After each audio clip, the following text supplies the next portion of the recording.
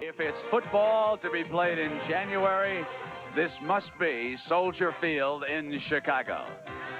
The crowd's starting to arrive now in anticipation of what should be a tough, rough defensive battle played in some nasty weather conditions. The Bears and the Washington Redskins.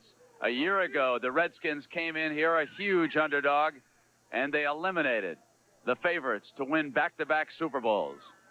Today, these fans will cheer and hope that their beloved Bears can beat Washington and then take on the Minnesota Vikings next week. Good afternoon, everybody. I'm struck by what happened a little bit earlier today. It was 7:30 in the morning. I got the wake-up call on the telephone, and the voice on the other end said, "Good morning, Mr. Musburger. The wind chill factor is -10. Have a pleasant day." And in this city, we all know they do indeed cheer that wind chill factor. And for Washington, Joe Gibbs has turned it over to Doug Williams today. Now, a man who is familiar with past quarterback controversies in Washington, Sonny Jurgensen. He's with Jimmy the Greek. Let's go to the Greek. Williams is 0-2 starting and 3-0 coming in. There's a little different pressure on you when you're a starter. There's a lot of responsibility as far as leading the team. Coming off the bench is no pressure. You're only getting in the game because the guy that was playing poorly.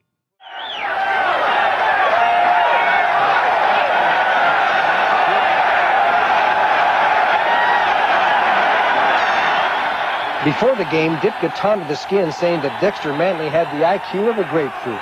The Skins were hungry for Bear, but the Bears bit first.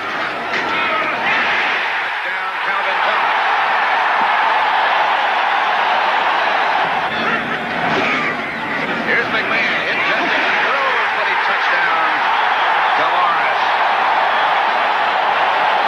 McMahon hit hard just as he let it go, but hung in there and got the ball to Lawrence. McMahon injured his left shoulder on that play, an injury that threatens him still. In the second half, Mack threw 3 interceptions. They show him blitz again. He's got Didier, touchdown. That's the thing about the blitz. You can really go to the well once too often. We ain't good enough right now, gang. It's that simple. And we'll all evaluate ourselves, coaches and players, and I think that's where you go. It's not a dismal year. I mean, it was a good year when you consider a lot of things that happened. There were a lot of good things. But we just are not good enough right now with the people we have or the way we're playing. So something's got to be changed. To win. So in this up and down roller coaster type season, the Bears and Redskins meet today for the right to face the Minnesota Vikings and play host to the NFC Championship. Go Bears, let's go! Let's go Chicago! You know what this is for, like we said before. This is for the World Championship starting right now. Let's go special. Kick it to the side and go. Come on, Jimmy, come on! McKinnon in motion to the near side. Here's a quick hit. Melvin Thomas, touchdown up the middle. Peyton is in the slot on the left side. And McMahon takes. He's back to throw. Sets up short. He's the right side. Touchdown! Ron Morris! Touchdown!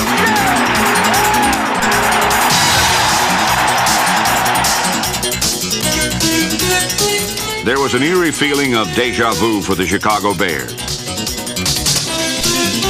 For the second year in a row, Washington was their playoff opponent.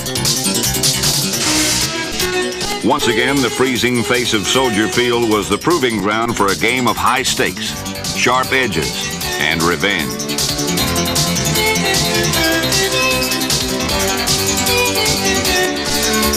Might makes right could have been the motto of both teams. 2 heavyweights standing toe-to-toe, landing and absorbing blow after blow.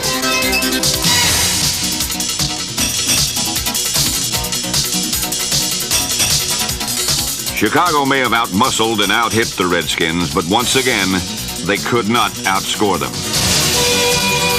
The Bears lost 21-17, but even as Washington hurdled their way to a world championship, Chicago was placing the chip back on its shoulder, intent that 1988 will be a year to bear down.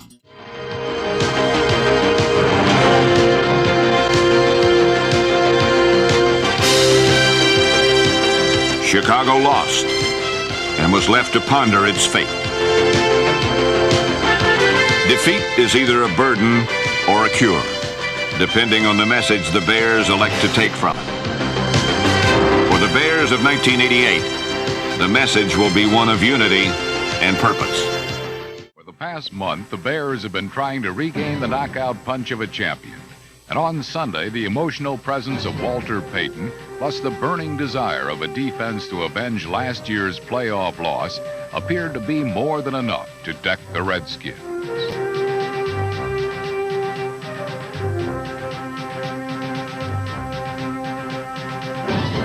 Richard Dent stripped Washington quarterback Doug Williams of the ball on the Redskins' second possession and set up the Bears for an easy trip to the end zone. Calvin Thomas's score symbolized the proficiency of the Bears' running game for most of the first half, which included 74 tough yards from a legend.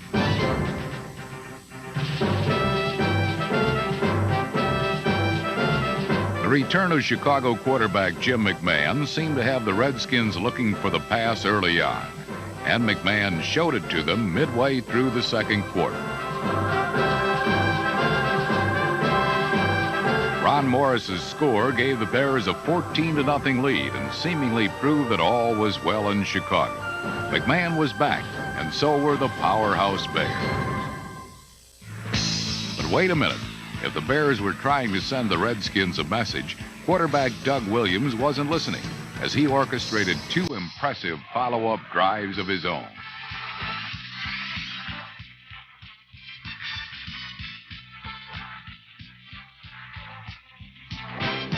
Williams' touchdown pass to Clint Didier tied the score at 14 late in the first half, and came thanks to the quarterback's quick release in avoiding linebacker Otis Wilson.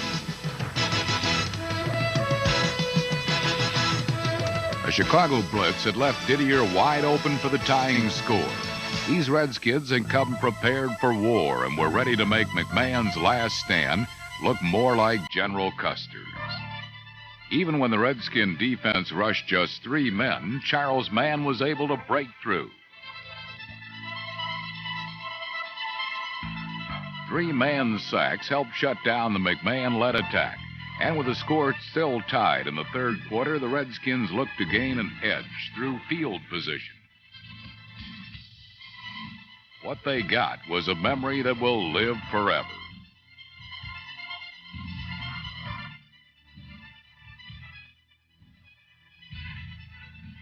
Once recognized as the fastest man in football, Darrell Green was pressed into punt return duty to provide the Skins with an added weapon.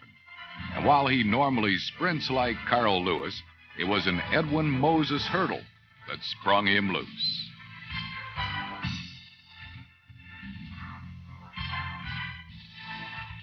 Unfortunately, Green's amazing leap resulted in pulled muscles in his rib cage, and he was forced to trot his way to the go-ahead score.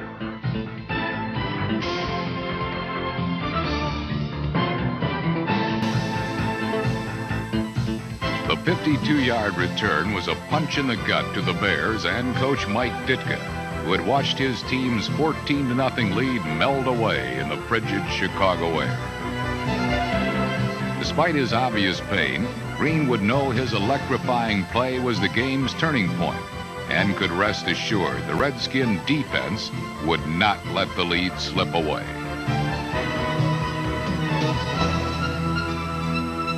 McMahon was sacked and intercepted twice in the fourth quarter, not numbers which make for playoff comebacks.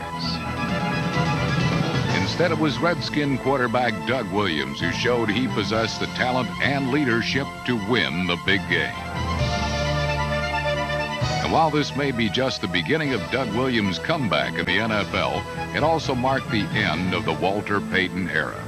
And if the Bears are to return to championship form, they'll do so without their sweetest hero.